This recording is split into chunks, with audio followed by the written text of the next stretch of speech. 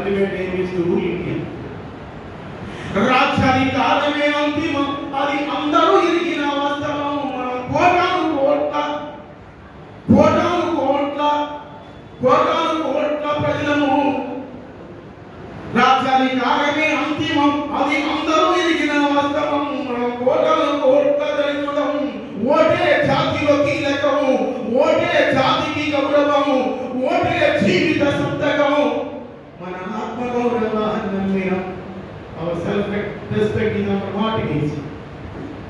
Our self-respect is our mortgage. Our brother's self-respect is our mortgage.